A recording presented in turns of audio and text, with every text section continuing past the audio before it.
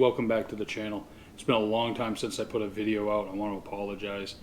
Everything going on with family, work, COVID, things have just been very, very hectic.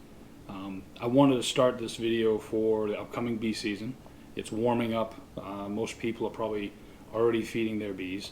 Some people are waiting for the weather to get right so they can get their new packages or nukes.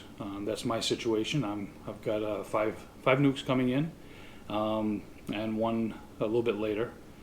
What I want to do today is talk about what my plan is for the 2021 bee season. I figured this year, instead of just doing videos about inspections and what's going on with my bees, I wanted to have a couple little projects. Last year, hive beetles just drove me crazy. So this year I wanted to try some of the products that were out there and really see if they worked. I used beetle blasters last year and they were okay, but you still found beetle jails inside the hive where the bees had them cornered. And it seems like they spent a lot of time with the beetles instead of taking care of the hive, storing honey and whatnot. So by doing some research online and looking at different products, I came up with two different products that I want to try this year. I'm going to have two apiaries, and I'm going to put the products side by side to see how well they both work and how they work for people that have different situations. You might have a horizontal hive, you might have a flow hive, you might have a Langstroth hive, and you might find something that's easier for you, because just like everything in beekeeping, it's all up to the beekeeper on what he or she likes to use. So start off, the first product I'm going to look at is called the Bee Guardian. Now the Bee Guardian, what it does is you take your entrance reducer and then you screw this device onto the entrance reducer and you put it in place. And the theory is that the Guardian is way down to the bottom. The beetles can't get underneath it, and because of the way their body is set, and they can't negotiate 90-degree turns, they can't get in, and it still allows the bees chances to herd them out of there and get them away. The Guardian has a second device for upper entrances. If you use an upper entrance for ventilation or for the bees, and you have that 1-inch hole, this will screw onto the 1-inch hole, and again, you have a rain guard. And the beetles, I don't know if you know, hive beetles, they can't hover, and it's hard for them to land. They kind of crash land wherever they go. So it's almost impossible for them to get in here, because they'd have to hover, and then if they got in, they'd have that 90-degree turn they'd have to do to get into the hive. So it greatly reduces the chance of them to get in. So that's the Guardian. The other thing dealing with beetles that I'm going to look at is called the Beetle blocker. This is basically a shim that goes between your bottom board and your brood box, and it has 6 holes here. Now they make this for nukes, 8-frame and 10-frame boxes, and the neat thing is, on the back side, those 6 holes have like a ridge, all right, a little flange that they can't get over. And again, because beetles are what they are and they don't have any segments, when they try to negotiate that 90-degree turn, they fall off. So I've done a lot of research with this, and this works very well also. And this is not a competition or something to say this is better than that. I'm just taking two products out there that have been on the market for a while, and it might be beneficial for backyard beekeepers to actually see the process of how they were made, the design intent, how to install them, and watching them over a season to see how well they work. I have horizontal hives as well as Langstroth hives, so the Beetle blaster, the Guardian, will work for them. I have Ross rounds on top of one of my Langstroth hives, and I have an upper entrance. Well, then the upper entrance for the Guardian will work for that. Now the other horizontal hives, and with certain treatments that I use for mites, I have to have that entrance open all the time.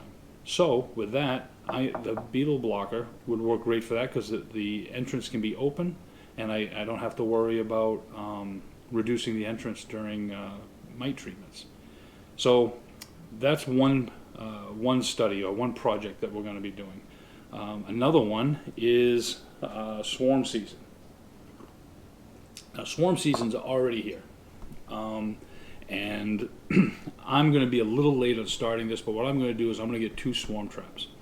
I've seen online and on YouTube there are all these guys that have these different recipes to make their swarm attractant using essential oils, propolis, and brood comb. So I'm going to try one swarm trap like that, and the other one I'm going to use Swarm Commander. Now, Blythewood Bees makes this, and the Swarm Commander, what's neat about this, has been on the market for a while. He has a spray bottle and a bee wax and Swarm Commander device you hang up there. It's like an attract. It looks like a Christmas ornament. What I like about this is there's these little glass ampules, and they have cotton on one end, and they're kind of like smelling salts. You break the glass, and it becomes the liquid starts to seep out, and you put it on the landing board and put it inside the hive. And I forget what he said during the interview. We'll find out. I think it's 8 to 10 days. It'll remain effective. So we're going to try that as well.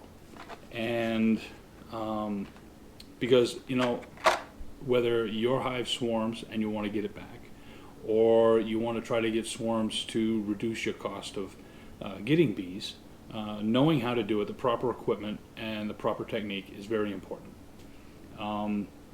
With my Ross rounds that I have been thinking about different ways of removing the bees from the Ross rounds so I can harvest them. Because I really don't have a honey house, so to speak, so I can't have a spot that I can bring everything back. If the bees are there, so be it. I share the garage with my wife and her plants, so keeping the bees out during harvest season is important. So I found this device on Amazon, and I did a little research, and it seems like they're effective, but people don't talk about them that much. And basically, this fits in that little hole on your inner cover, and you put the inner cover underneath the honey super. And as the bees come through, there's a little device in there, like a little tool of wires, and they walk through it, but they can't get back. So we're going to try this for getting the bees out of the Ross round, so I can harvest that. And my last study or product that I'm looking at, I saw this. Cayman Reynolds had a short video on this. It really interested me. I did some research, talked to some guys I know up in New England that use these, and a lot of people have had dead outs, frozen hives, and lost bees. So what this is, it's called a Kloss Hive Dome. And it's a thin plastic dome that sets right on top of your top box, okay, on top of your brood box. Or during the summertime you can put on top of your supers, it doesn't matter. But in the wintertime it'll go on top of your brood box. And what happens is, in the summer, winter rather, you have to tilt your hive because you don't want rain down on top of the bees, and then the moisture on the bottom rolls out the front of the hive. Well, I have screen bottom boards on most of my hives, so the rolling out on the bottom isn't important, but getting wet bees is. Well, what this is supposed to do is it goes on top, and the moisture comes up inside here. I don't know if you can see this. Comes up inside here, collects at the top, and then when it condenses, it rolls down the edge of the dome, doing two things: preventing rain down of moisture on top of the bees, and it gives them a source of water along the sides of the box as it rolls out. So if they want to get some liquid refreshment, they can go to the side and drink the water that came from the condensation. The other thing that this seems to have done is it almost creates its own weather system inside the hive. Now, I don't know this to be fact. I'm going to find out this year. But my friends up in New England said that when your bees are in a cluster, they group together on the frames, and they move. I think it's an eighth of an inch or a quarter of an inch every day, and that's to heat up the bee bread and pollen and honey that's in the frames for consumption. And it takes them a while to heat it up because it's frozen. And the cluster is between 92 and 93 degrees, and it takes a little while for it to heat up, and then they consume it. And then, but like I said, you have the heat from the bees that rise into the hive. Well, instead of the rest of the hive being cold, where the bees are not, the dome kind of pushes that warm air back down because it doesn't have a place to go, and it keeps that warm air in there, and makes the rest of the brood bugs not cold but cool. So it takes less effort for them to thaw out their food so they can consume it. That's the theory. They've had good luck with it. I'm going to try it here. Here in Kansas, we usually don't have to worry about cold winters, but this last winter was crazy.